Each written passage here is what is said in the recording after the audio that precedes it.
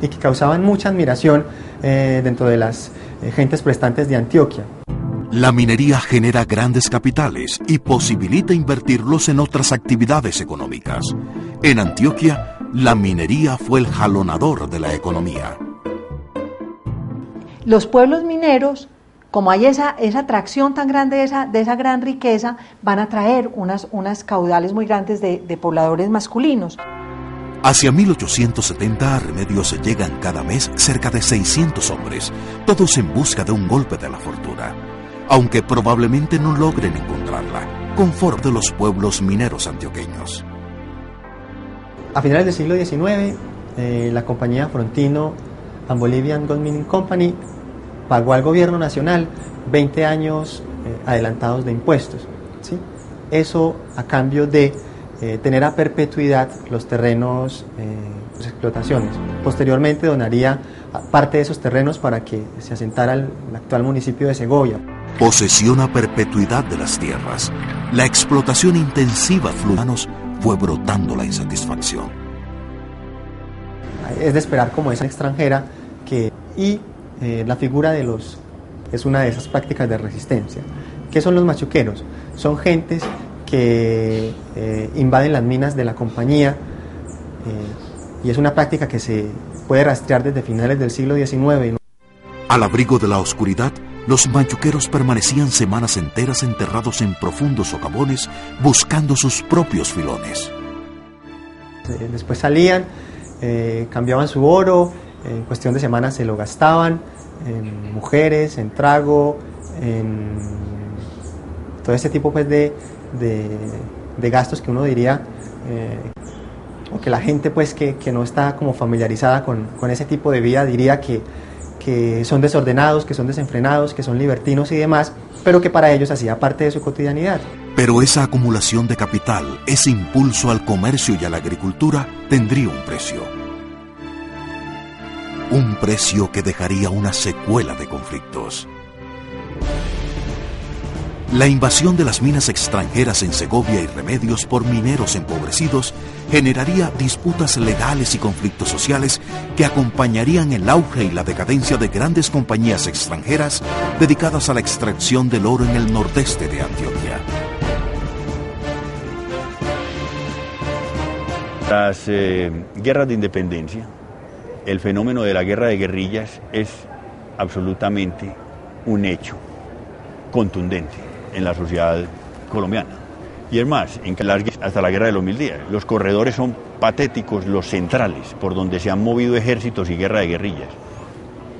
El corredor que viene de Venezuela, sobre Santander, pasa por Boyacá y Cundinamarca, se baja al río Magdalena, se sigue hacia la zona tolimense y se corre hacia el Cauca. La historia nos enseña que en Colombia hubo guerrillas desde la independencia y en cada una de las guerras civiles. Las guerras civiles son muy constantes y permanentes. Colombia no es una excepción. Es una excepción, sí, que cierre el siglo y abra siglo con una guerra civil de la envergadura de la Guerra de los 1000 días.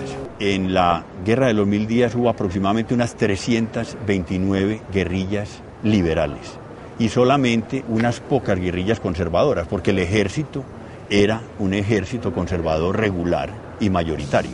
En la Guerra de los 1000 días, la influencia de la sociedad antioqueña fue destacada. Pero fieles a su tradición, los dirigentes antioqueños se las ingeniaron para alejar de su territorio los estruendos del conflicto. Ha vuelto a hablarse en esos días como de cosa inminente de una formidable revolución liberal. De nuevo ronda la zozobra, pero lejos. Pero, ¿a qué se debe esa férrea e inmodificable posición? En el siglo XIX la condición militar de los antioqueños fue bastante precaria y tiene que ver un poco también con esa noción de libertad y de autonomía y de independencia. Ellos no querían que les obligaran a hacer cosas que ellos no estaban de acuerdo, que someterse a una autoridad militar, a la obediencia sin chistar, y no estaban interesados en hacer la guerra, sino más bien en sacarle jugo a la guerra y negociar procesos de paz. Y fueron muy hábiles negociadores en la paz. Las grandes expansiones, pero ese es otro tema, Las grandes expansiones o acuerdos bélicos para terminar las guerras se hicieron en Antioquia. Los antioqueños, se podría decir que en la Guerra de los 1000 días no pelearon en su propio territorio, sino durante un mes. Guerra sí, contra el liberalismo, pero no en su propio patio. Pero a miles de kilómetros, desde La Guajira hasta el Carchi en Ecuador, hubo antioqueños peleando en la Guerra de los 1000 días. Pese a que el general Uribe Uribe estaba al frente de la causa y de las fuerzas liberales, Antioquia se alineó del lado conservador. A quien se conoce como militar, pero poco como un hombre de grandes ideas con visión de estadista, Rafael Uribe Uribe fue pionero de la agricultura moderna. Embajador y senador por muchos años. A él se debe la primera legislación laboral colombiana que incitaba a la creación de sindicatos. Fundó periódicos y habló ante multitudes, transmitiendo la idea de un país mejor para todos. Sus propuestas sobre la reforma social del Estado se adelantaron a su tiempo. Todavía hoy, un siglo después, Colombia tiene pendientes asuntos que en su época defendió Rafael Uribe Uribe.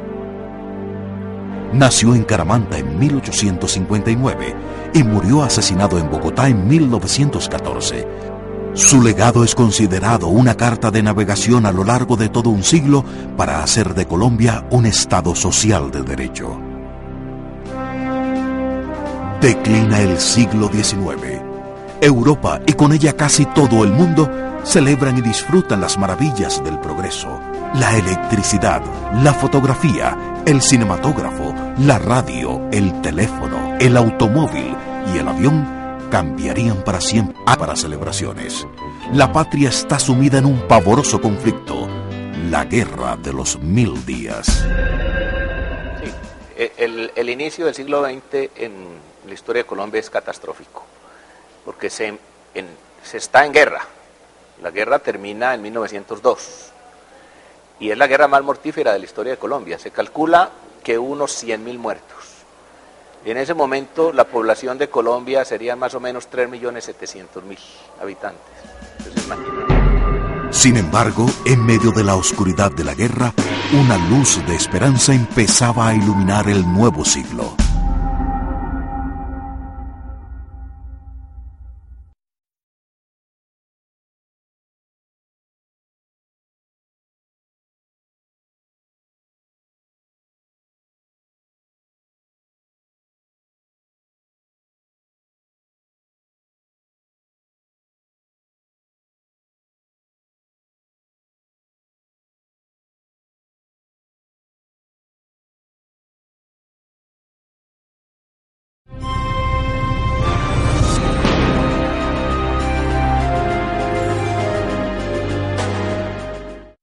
Dos grupos de pioneros antioqueños serán conocidos eternamente.